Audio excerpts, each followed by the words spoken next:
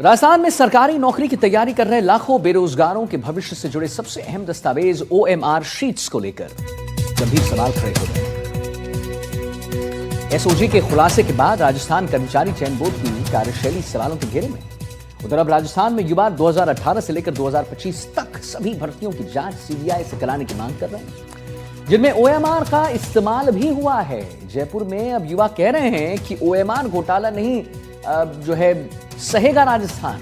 युवाओं की मांग है कि पूरे मामले में आरएसएसबी बोर्ड के तत्काल अध्यक्ष से पूछताछ क्यों नहीं किया जा रहा है।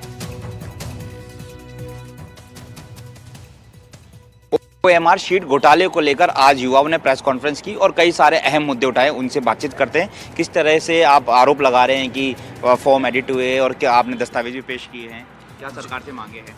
जी बिल्कुल, अभी जो ओएमआर घोटाला सामने आया है, इसके सामने पेपर लीक का घोटाला भी छोटा लगने लगा है। और इसके अलावा अभी हमारे पास कुछ अंदर से सूचनाएं मिली, जिसके आधार पर हमने प्रेस कॉन्फ्रेंस में मीडिया के सामने कुछ तथ्य रखे। किस प्रकार से ओएमआर घोटाला और पेपर लीक तो होते हैं, लेकिन किस प्रकार से बाद में डेट होने के बाद में जो फॉर्म है उसको एडिट कर दिया जाता है और यहाँ तक कि यूनिवर्सिटियाँ चेंज कर दी जाती है। और हमने ये तथ्य भी रखा और उसके डॉक्यूमेंट भी रखे कि किस प्रकार एक ही अभ्यर्थी नाम बदल के सेम फोटो से 2-3 एग्जाम में अपेयर हो रहा है, उसके डॉक्यूमेंट भी हमने रखे। तो इनकी जांच होनी चाहिए। और जो चयन बोर्ड में स्टाफ ने जो ओएमआर घोटाला किया है, इसके 2018 के बाद की पूरी भर्तियाँ संदेह के घेरे में है, तो उनकी सीबीआई जांच हो और जो चयन बोर्ड है उसका पुनर्गठन किया जाना चाहिए ताकि पारदर्शिता और अधिक सुनिश्चित की जा सके। जो चयन बोर्ड है उसके ही 2 कर्मचारी पकड़े हैं, तो आपको ऐसा लगता है कि 2014 से वो लगा हुआ है, तो अब तक तो उसने बहुत सारा घोटाला किया होगा, बहुत सारी वो तो आप भी समझ सकते हो कि जब 2014 से इतना घोटाला हो रहा है तो वो तो आपको ही पता है कितना घोटाला किया होगा।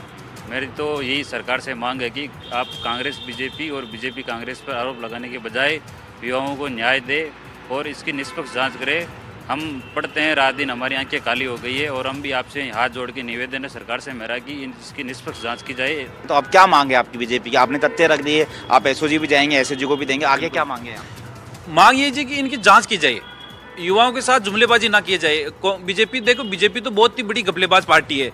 ये इसमें आई थी सरकार में ये वादा लेके कि युवाओं का साथ लेके, युवाओं से ये वादा करके कि हम जो भी भर्तियां पेपर लीक हुआ है उन भर्तियों को रद्द करेंगे और नए सिरे से उन भर्तियों को करवाएंगे। लेकिन आप देखते हैं कि जो एसआई भर्ती का भी मामला हुआ, 127 दिन तक हम शहीद स्मारक पर बैठे थे, लेकिन सरकार का दोहरा रवैया देखने को मिला। जैसे ही अगस्त में भर्ती रद्द होती है, सरकार बड़ी बड़ी रैलियों से मुख्यमंत्री जी घोषणा करते हैं कि हमने देखो रद्द करवा दी। और वहीं जब डबल बेंच में मामला जाता है तो वही सरकार के लोग पैरवी करते हैं कि भर्ती रद्द नहीं होनी चाहिए। तो ये दोहरा रवैया सरकार को देखने को मिलता है। सरकार कहती थी बड़े मगरमच्छ पकड़ेंगे, लेकिन एक भी बड़ा मगरमच्छ इन्होंने नहीं पकड़ा है।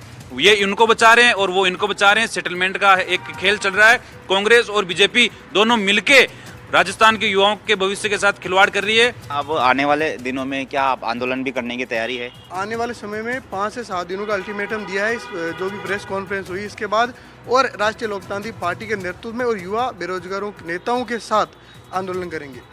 तो ये युवा है जो बता रहे हैं कि एक तो सीबीआई जांच की मांग कर रहे हैं, एसओजी को भी दस्तावेज देंगे, उसके साथ ही ये मांग कर रहे हैं कि अब तक जितनी भर्ती परीक्षा हुई जो आरएसएसबी ने करवाया, कर्मचारी चयन बोर्ड अधीनस्थ ने, तो उसकी सभी परीक्षाओं की जांच की जाए, वरना आने वाले दिनों में ये आंदोलन करेंगे। सहयोगी सुशील के साथ दीपक चावला, एनडीटीवी जयपुर।